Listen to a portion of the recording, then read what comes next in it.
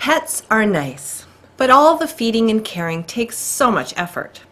What if you had a pet that only needed to be fed twice a week at most and once a year at the least? Wow, that would be totally convenient. Crocodiles, it turns out, are cuddly, low-maintenance pets that take all the worry and care out of pet ownership. Next up, we turn to veteran journalist and thinker Zachary Schneider for an in-depth piece on man's other best friend, the crocodile. Tonight we've got a special feature with our feature chief correspondent, Zachary Schneider. Zachary Schneider risked life and limb last week. With me tonight is that brave soul, Zachary. Thanks for coming on the show today. You're welcome. How did you end up hearing about this strange place? Well, I went to visit my grandma in Kelowna, and she said there was this crocodile place there. Well, they had 3 tortoises, which we got to feed lettuce to, and then they have about, I think, 10 more tortoises in this tank. Oh, that's pretty cool. Had you ever fed lettuce to a tortoise before? No. Any other vegetables? Have you fed any beets or potatoes to a tortoise? No. Basically what you're telling me is that this is the first time you fed anything to a tortoise. Yeah. How was it? It was okay. Okay, well, what other wonders did you see at this CrocTalk place? I seen 2 big crocodiles. Like how big? Like 350 pounds. Wow. What were they doing? They were just in their pool being alligators.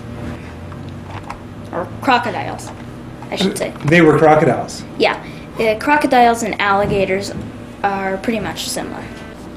When you saw these crocodiles that weighed 350 pounds, which is like, what do you weigh? 85. You weigh 85 pounds, and these things weigh 350 pounds. Were you scared? No, they were fenced in, so they wouldn't harm anyone. One of them was nice, so it wouldn't exactly eat you. One of them was more,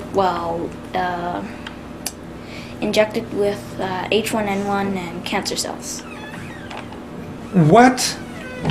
Yeah, they were doing a study because humans' immune systems aren't as strong as alligators' immune systems or crocodiles. And so the crocodile survived.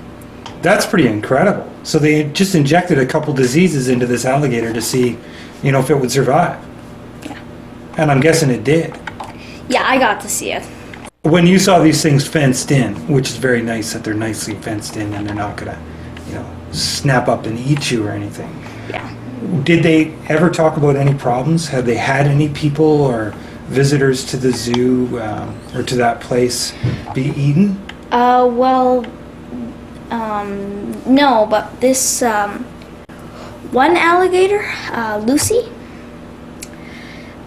because she was let out, because she's the nicer one, she would walk around the CrocTalk premises and stuff, and lay by the owner's feet because he'd be doing office work downstairs for hours. And she would just be out and about as this 350-pound alligator killing machine named Lucy No. would just be out and about. No, not exactly killing machine, because she's been with the operator for since she was an egg. Since she was an egg? Yes. Wow. Yeah. Yeah. So does Lucy think that the owner-operator is her father? More like the mate. Crocodiles will bellow, and that means if they can't see or hear their mate, they will bellow. Wow. Yeah. And so when Doug's not there, Lucy bellows? This one lady asked, "Are alligators smart?" So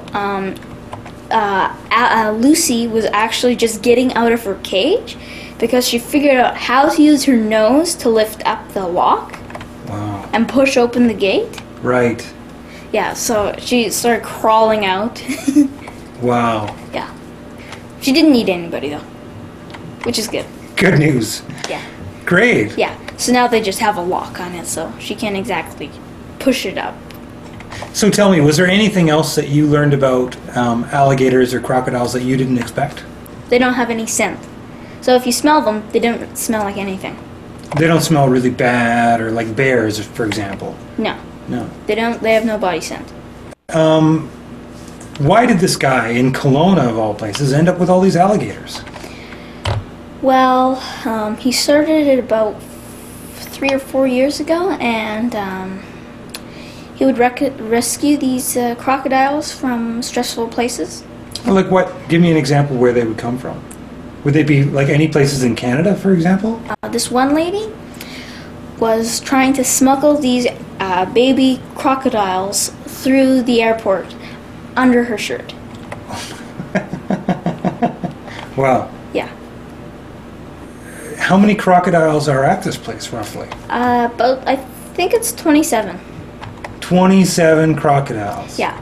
There's these 3 or 4 that have been abused badly, so they're not exactly nice, cute crocodiles. So these ones you got to watch out for. Yeah, but they're in a tank also. All the crocodiles are in a tank there. Yeah. So. Does this seem like a happy place for crocodiles to be? Yeah, because they get fed 2 times a week. How does he make money to keep all these 27 crocodiles around? He doesn't need to feed the crocodiles very much, so it doesn't cost lots of money, and he only needs to get meat, not hardly anything else, except marshmallows. Sorry? Marshmallows. Marshmallows? Yeah.